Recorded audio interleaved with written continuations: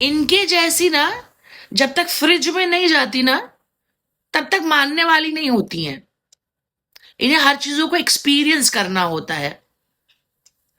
अब इनको तो आप जानते ही होंगे, ससुराल सिमर की सिमर कहें, दीपिका कक्कर कहें, अब ये दोनों ही ना कहें, इनको कहें मीर फैजा इब्राहिम। 2011 में रौनक नाम के आदमी से शादी की, लाइमलाइट में आई वाइल शूटिंग। इन्होंने एक्स्ट्रा मैरिटल अफेयर किया शोएब इब्राहिम के साथ। शादीशुदा थी, एक बच्ची की मां थी। पहले बच्ची को डंप किया, धर्म परिवर्तन किया शोएब इब्राहिम से निकाह करने के लिए। आप इनके अगर डेली ब्लॉग्स देखते होंगे तो आप इनको अच्छी तरीके से जानते होंगे। ये फिर से घिसा पिटा वही ज्ञान देने चली आई कि कोई भी ईमान वाला मुसलमान पहलगाम जैसी हरकत कर ही नहीं सकता। इस्लाम तो शांति प्रिय मजहब है, इस्लाम तो नेकी के रास्ते पर चलना सिखाता है। हाँ बहन, भारत में, देश में कश्मीर से लेकर कन्याकुमारी तक इन्होंने ही शांति फैला कर रखी है। और अगर आप प्रदेश देखोगे तो अमेरिका से लेकर ब्रिटेन तक तालिबान, अफगानिस्तान, पाकिस्तान, बांग्लादेश, अपने भारत के भीतर का पश्चिम बंगाल बाद में बात करेंगे।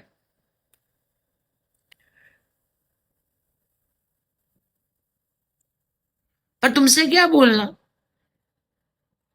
जिसे अपनी मर्यादाएं नहीं मालूम है, जिसे विवाह जैसे पवित्र बंधन की रक्षा करना नहीं आया, जिसे अपनी विवाह की सीमाएं नहीं मालूम है, वचनों का महत्व नहीं मालूम है, माँ का कर्तव्य नहीं मालूम है, बेटी का मोह नहीं है, वो धर्म जैसी चीजों के साथ, मतलब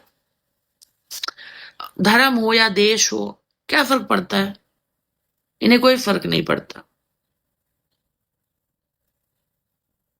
घर चल रहा है, यूट्यूब चल रहा है, घर में पैसे आ रहे हैं, तो इश्किया ही इश्किया है।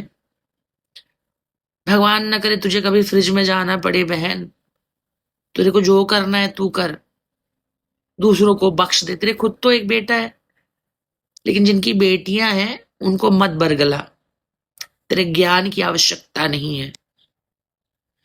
तू, तेरा इब्राहिम, तेरा इस्लाम सब तुझे मुबारक हो।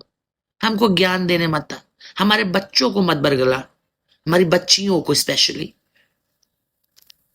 बहन, हमारी बच्चियों को बरगलाना बंद कर दे।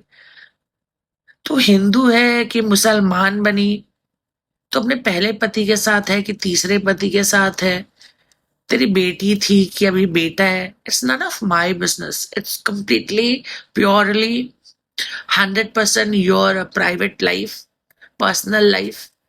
बट द प्रॉब्लम इज कि जब देश में इतनी खराब स्थिति है, पूरा देश ही नहीं पूरा विश्व ही आतंकवाद से लड़ रहा है, जूझ रहा है, आए दिन न जाने कितने लोग मारे जा रहे हैं, सरों से छतें गायब हो रही हैं, बच्चे अनाथ हो रहे हैं, औरतें विधवा हो रही हैं।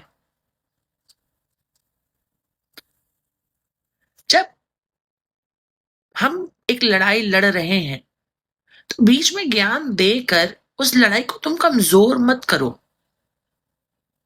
If you do not have guts to say कि Pahalgam was Islamic terror attack, जहां पे हिंदुओं को टारगेट करके मारा गया, अगर आप में यह बोलने की इतनी कुवत नहीं है, तो कहते हैं ना कि अगर कुछ अच्छा नहीं बोल सकते तो कुछ मत बोलो। बोलना जरूरी नहीं है हमेशा। मुझे तुमसे इसलिए प्रॉब्लम है क्योंकि हमारी बच्चियां 14-15 साल से लेकर 25-26 साल तक, मतलब ये एक ऐसी फर्जाइल एज है, मतलब ये तुम्हें फॉलो करते हैं, तुमको अपना आइडियल मानते हैं, तुम्हारी बातें इन्हें मोटिवेट करती हैं, डिराइव करती हैं।